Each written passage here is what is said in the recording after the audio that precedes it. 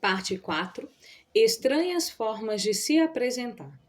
Os anjos aparecem na Bíblia algumas vezes em formas estranhas ou pouco convencionais. Por exemplo, eis uma descrição dos 4 seres viventes, visto pelo profeta Ezequiel em uma visão. Posteriormente, ele identificou tais seres como os querubins. Olhei e vi uma tempestade que vinha do norte, uma nuvem imensa com relâmpagos e faíscas e cercada por uma luz brilhante. O centro do fogo parecia metal reluzente e no meio do fogo havia 4 vultos que pareciam seres viventes. Na aparência tinham forma de homem, mas cada um deles tinha 4 rostos e 4 asas. Suas pernas eram retas, seus pés eram como os de um bezerro e reluziam como bronze polido. Debaixo de suas asas, nos 4 lados, eles tinham mãos humanas. Os 4 tinham rostos e asas, e as suas asas encostavam uma nas outras. Quando se moviam, andavam para a frente e não se viravam.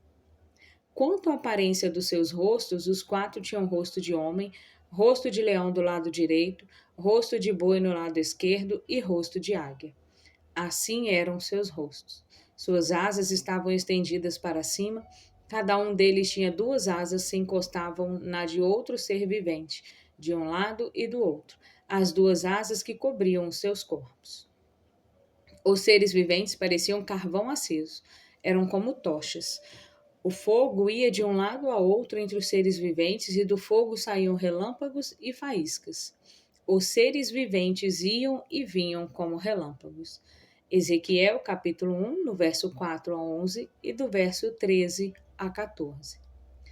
Em Ezequiel 40, versículo 3, Ezequiel encontrou outro anjo que parecia de bronze. E em Isaías 6, versículo 2, Isaías descreveu o serafim como tendo 6 asas. Em 2 Reis, capítulo 6, versículo 17, os anjos apareceram em um exército de defesa com cavalos e carros de fogo ao redor de Eliseu. Daniel teve a seguinte visão de um anjo. No 24º dia do 1º mês, estava eu em pé junto à margem de um grande rio, o Tigre. Olhei para cima e diante de mim estava um homem vestido de linho, com um cinto de ouro puríssimo na cintura.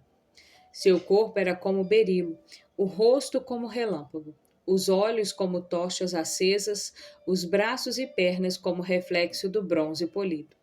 E a sua voz era como o som de uma multidão. Daniel, capítulo 10, do versículo 4 ao 6.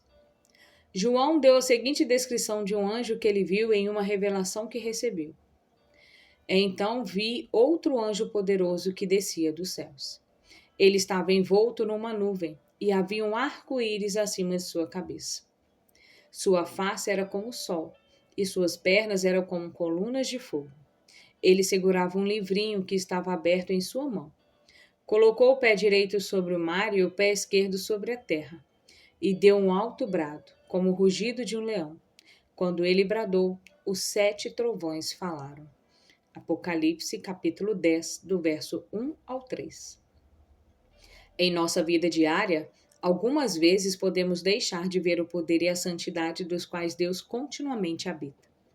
Essas descrições dos seres angelicais relembram-nos que Deus é glorioso e onipotente e que Ele está sempre trabalhando para cumprir os seus propósitos no mundo. Aparência humana. Muitas vezes, quando anjos aparecem às pessoas na terra, eles pareciam ter forma humana. Por exemplo, em Gênesis capítulo 18, anjos com aparência humana acompanhavam o Senhor quando ele falou a Abraão sobre a destruição de Sodoma e Gomorra. O Senhor apareceu a Abraão perto dos carvalhos de Manre, quando ele estava sentado à entrada de sua tenda, na hora mais quente do dia. Abraão ergueu os olhos e viu 3 homens em pé a pouca distância. Quando os viu, saiu da entrada de sua tenda, correu ao encontro deles e curvou-se até o chão. Disse ele: Meu senhor, se mereço o seu favor, não passe pelo seu servo sem fazer uma parada. Quando os homens se levantaram para partir, avistaram lá embaixo Sodoma, e Abraão os acompanhou para despedir-se. Então o Senhor disse: Esconderei de Abraão o que estou para fazer? Abraão será o pai de uma grande nação e poderosa, por meio dele todas as nações da terra serão abençoadas.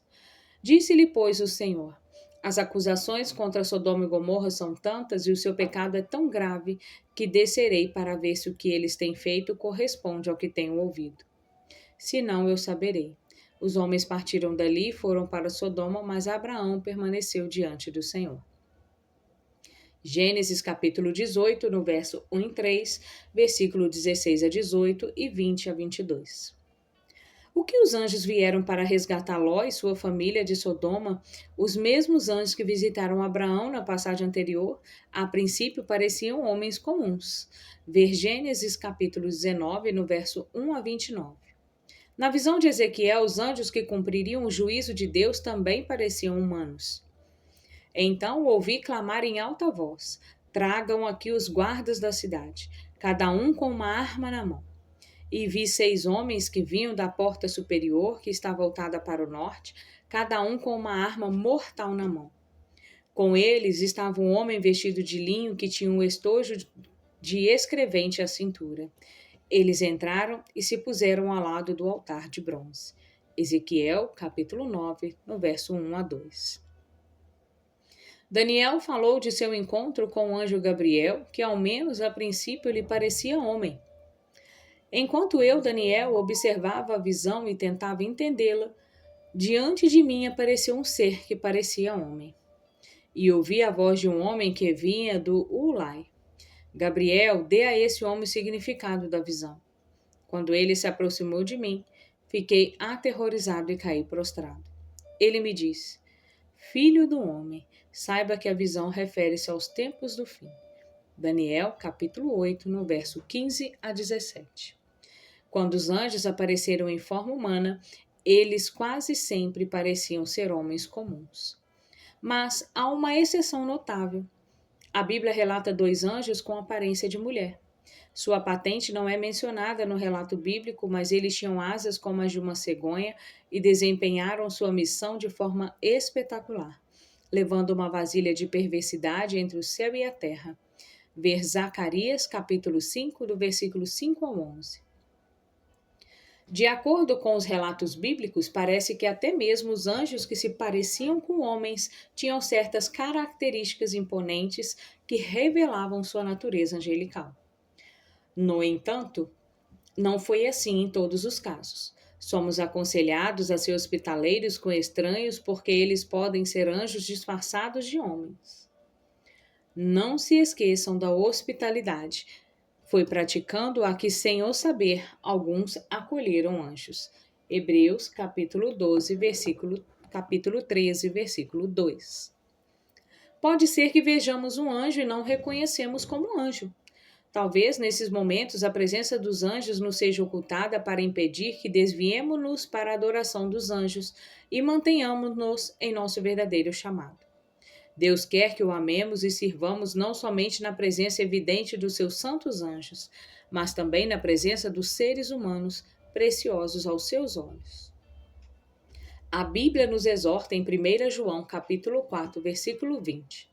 Se alguém afirmar, eu amo a Deus, mas odiar seu irmão, é mentiroso. Pois quem não ama seu irmão a quem vê, não pode amar a Deus a quem não vê. Anjos entre nós. Querido leitor, a Bíblia ensina que há anjos de verdade entre nós. Às vezes podemos vê-lo e nem mesmo perceber quem de fato são. Em outras sentimos sua presença e sabemos que estão conosco.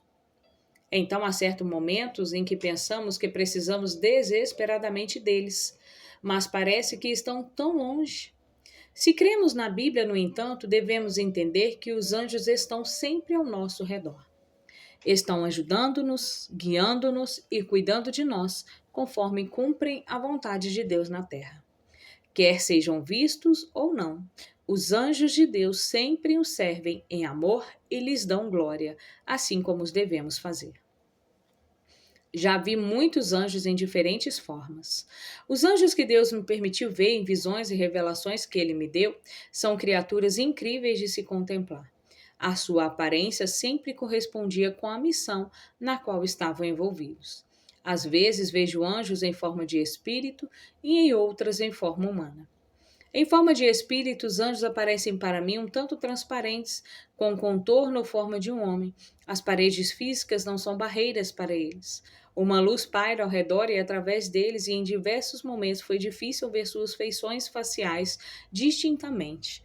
Em geral, vejo os espíritos angelicais assim. O que me impressiona em relação aos anjos é que eles estão continuamente trabalhando para a vontade e o reino de Deus. É o que sempre devemos guardar em nossa mente sobre os anjos. Parte 2: O papel dos anjos. Capítulo 4: Tipos e patentes de anjos. Todos os anjos são iguais ou há diferenças entre eles? A Bíblia claramente indica que o universo dos anjos inclui seres santos, chamados de anjos, arcanjos, querubins e serafins. Ela também sugere que há uma hierarquia organizacional de anjos e até mesmo de demônios. Ao se referir a legiões de anjos em Mateus, capítulo 26, versículo 53, Jesus faz uma aparente referência à organização dos anjos. Como mencionei antes, uma legião é uma unidade na estrutura organizacional do exército romano. Quando Paulo falou sobre a voz do arcanjo em 1 Tessalonicenses capítulo 4, verso 16, ele parecia fazer uma alusão à hierarquia na qual alguns anjos possuem mais autoridade que outros. Um arcanjo possui uma patente mais elevada que a de um anjo. Judas, em sua carta, fez menção ao arcanjo Miguel, Judas número 9. Ao longo dos séculos, a tradição da Igreja desenvolveu essa hierarquia de anjos, composta de 9 ordens ou níveis de seres angelicais: anjos, arcanjos, principados ou governos, potestades ou autoridades, poderes, dominações, tronos, querubins e serafins.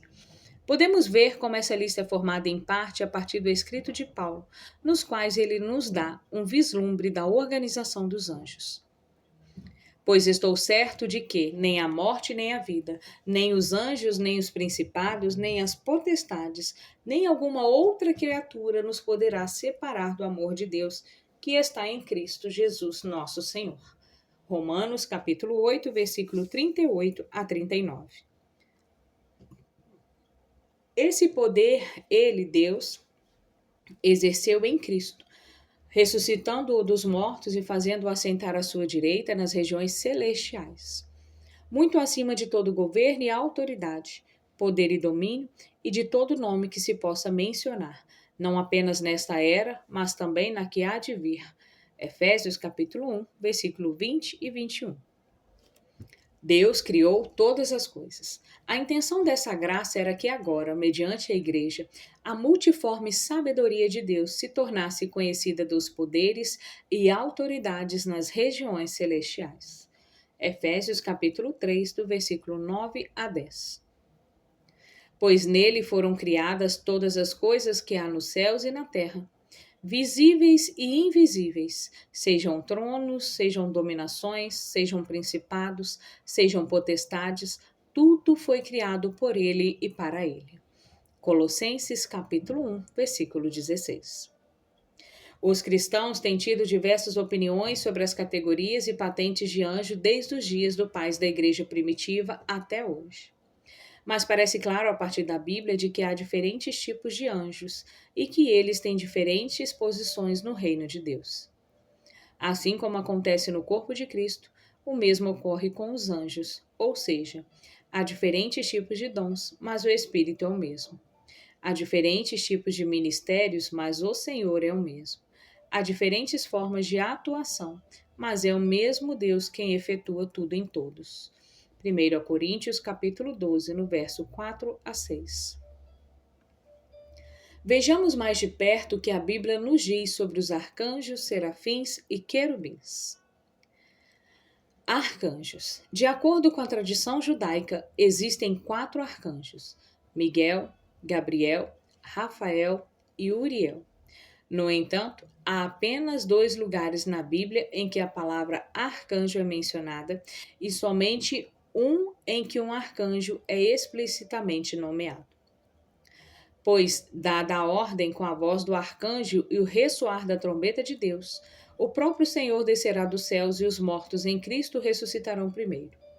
Depois nós, os que estivermos vivos, seremos arrebatados com eles nas nuvens para o encontro com o Senhor nos ares.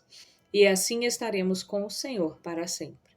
1 a Tessalonicenses, capítulo 4, versículo 16 a 17.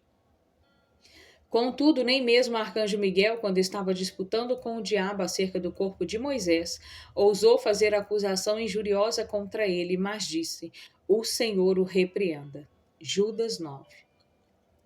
Miguel, comandante dos anjos. Miguel é o único anjo que as Escrituras denominam especificamente de arcanjo e um dos únicos dois anjos em toda a Bíblia que são identificados pelo nome. O nome Miguel significa quem é como Deus. Miguel aparece tanto no Antigo quanto no Novo Testamento. Na Bíblia, ele é sempre descrito em um conflito espiritual contra as forças malignas e perversas. Miguel parece ser o comandante supremo dos anjos em combate ao lado de Deus, o exército celestial. Em Daniel, capítulo 10, no versículo 13, Miguel é chamado de um dos príncipes supremos. Nessa passagem, Daniel fala de um anjo que lhe apareceu em resposta às suas orações e lhe disse. E ele, o anjo, prosseguiu: Não tenha medo, Daniel. Desde o primeiro dia em que você decidiu buscar entendimento e humilhar-se diante do seu Deus, suas palavras foram ouvidas. E eu vim em resposta a elas. Mas o príncipe do reino da Pérsia me resistiu durante 21 dias. Então Miguel, um dos príncipes supremos, veio em minha ajuda, pois eu fui impedido de continuar ali com os reis da Pérsia. Agora vou explicar-lhe o que acontecerá ao seu povo no futuro, pois a visão se refere a uma época futura. Daniel, capítulo 10, versículo 12 a 14. Posteriormente, no mesmo capítulo, lemos outra vez que Miguel deu apoio a esse anjo e se opôs ao governo espiritual do reino da Pérsia. Tenho que voltar para lutar contra o príncipe da Pérsia, e logo que eu for, chegará o príncipe da Grécia. Mas antes lhe revelarei o que está escrito no livro da verdade. E nessa luta ninguém me ajuda contra ele, senão Miguel, o príncipe de vocês. Versículos 20 a 21. Em Daniel 12, capítulo 1, Miguel é chamado de o príncipe, que estabelece guarda sobre o povo de Deus no tempo do fim. Nesse tempo se levantará Miguel, o grande príncipe que protege os filhos do teu povo. E haverá um tempo de angústia qual nunca houve, desde que houve nação até aquele tempo.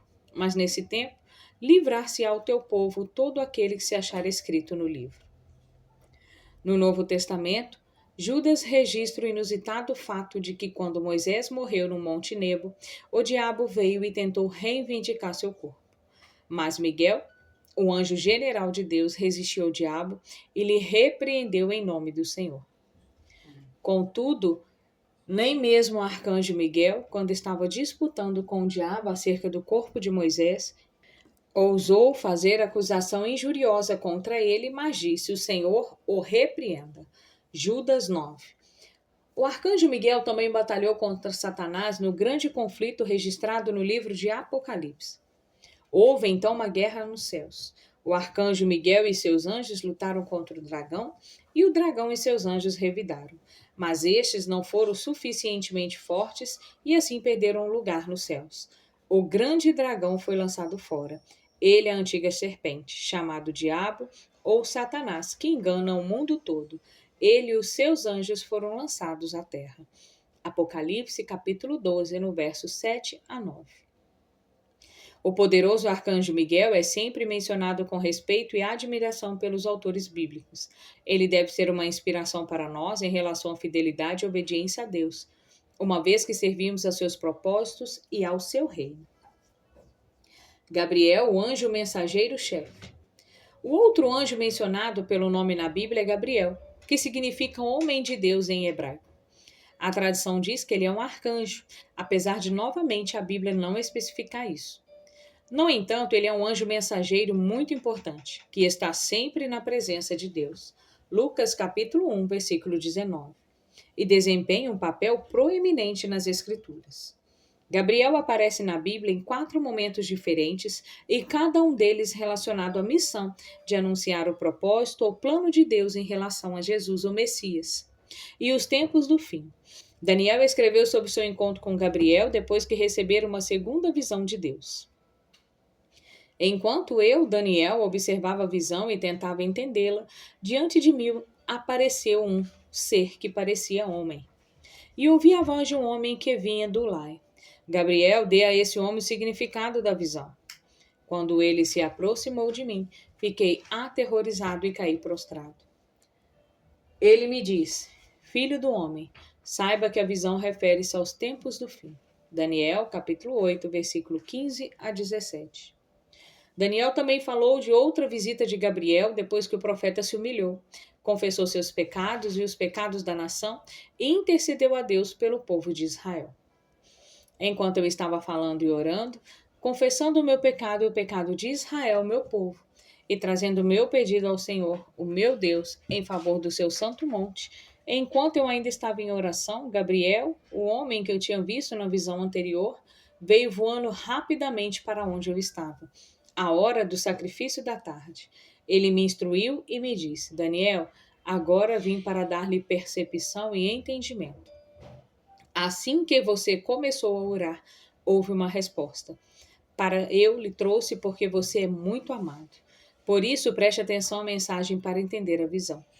Daniel, capítulo 9, versículo 20 a 23. Gabriel prosseguiu explicando a Daniel os eventos das 70 semanas, no versículo 24, e que elas seriam um ponto de mudança na história de Israel. Ele interpretou os propósitos e planos de Deus a respeito do povo de Israel e do Messias. No Novo Testamento, Gabriel anunciou o nascimento de João Batista a seus pais idosos. Zacarias, um sacerdote, queimava incenso no templo quando um anjo do Senhor apareceu a Zacarias à direita do altar do incenso. Quando Zacarias o viu, perturbou-se e foi dominado pelo medo. Mas o anjo lhe disse: Não tenha medo, Zacarias. Sua oração foi ouvida. Isabel, sua mulher, lhe dará um filho, e você lhe dará o nome de João. Fará retornar muito dentre os povos de Israel ao Senhor, o seu Deus, e irá diante do Senhor no espírito e no poder de Elias, para fazer voltar o coração dos pais aos seus filhos e os desobedientes à sabedoria dos justos, para deixar um povo preparado para o Senhor. Zacarias perguntou ao anjo: Como posso ter certeza disso? Sou velho e minha mulher é de idade avançada. O anjo respondeu: Sou Gabriel, o que está sempre na presença do Senhor. Fui enviado para lhe transmitir estas boas novas. Lucas capítulo 1, do versículo 11 a 13 e do 16 ao 19. Esse mesmo mensageiro santo também anunciou o nascimento de Jesus Cristo à sua mãe Maria. No 6º mês, Deus enviou o anjo Gabriel a Nazaré, cidade da Galiléia, a uma virgem prometida em casamento a certo homem chamado José, descendente de Davi. O nome da virgem era Maria. O anjo, aproximando-se dela, disse: Alegre-se, agraciada, o Senhor está com você. Maria ficou perturbada com essas palavras, pensando no que poderia significar esta saudação. Mas o anjo lhe disse: Não tenha medo, Maria, você foi agraciada por Deus. Você ficará grávida e dará à luz a um filho e lhe porá o nome de Jesus. Ele será grande e será chamado Filho do Altíssimo. O Senhor Deus lhe dará o trono de seu pai Davi e ele reinará para sempre sobre o povo de Jacó. Seu reino jamais terá fim. Lucas, capítulo 1, versículo 26 a 33. Apesar de Mateus, o autor do primeiro evangelho, não o identificar pelo nome, provavelmente foi Gabriel quem assegurou a José que ele poderia prosseguir com os seus planos de se casar com Maria. Mas depois de ter pensado nisso, apareceu-lhe um anjo do Senhor em sonho e disse: José, filho de Davi, não tema receber Maria como a sua esposa, pois o que nela foi gerado procede do Espírito Santo. Mateus, capítulo 1, versículo 20. Também parece ter sido Gabriel quem levou a José a mensagem a fim de proteger a vida de Cristo até o seu tempo. Depois que partiram, o anjo do Senhor apareceu a José em sonho e lhe disse: Levante-se, tome o menino e sua mãe e fuja para o Egito. Fique lá até que eu lhe diga, pois Herodes vai procurar o menino para matá-lo. Então ele se levantou, tomou o menino e sua mãe durante a noite e partiu para o Egito, onde ficou até a morte de Herodes. E assim se cumpriu o que o Senhor tinha dito pelo profeta: Do Egito chamei o meu filho. Depois que Herodes morreu, um anjo do Senhor apareceu em sonho a José no Egito e disse: Levanta-te, toma o menino e sua mãe e vá para a terra de Israel, pois estão mortos os que procuravam tirar a vida do menino. Ele se levantou, tomou o menino e sua mãe e foi para a terra de Israel. Mateus capítulo 2, versículos 13 a 15 e 19 a 21. Gabriel costuma ser descrito como um tocador de trombeta celestial. Essa ideia provavelmente vem do texto sobre o retorno de Jesus que diz: Pois dada a ordem com a voz do arcanjo ressoada a trombeta de Deus, o próprio Senhor descerá dos céus, e os mortos em Cristo ressuscitarão primeiro. 1 Tessalonicenses capítulo 4, verso 16. Esse versículo não diz que o arcanjo tocará a trombeta. Porém, o arcanjo aparece anunciando ao mundo que o Messias retornou. Gabriel é um anjo mensageiro de confiança de Deus que está em sua presença e traz notícias importantes para o seu povo em relação aos seus planos para o mundo. A reverência desse anjo a Deus, sua palavra e sua obra devem nos inspirar a amar e a servir a Deus conforme ele determina seus propósitos em nossa vida e na vida de toda a humanidade.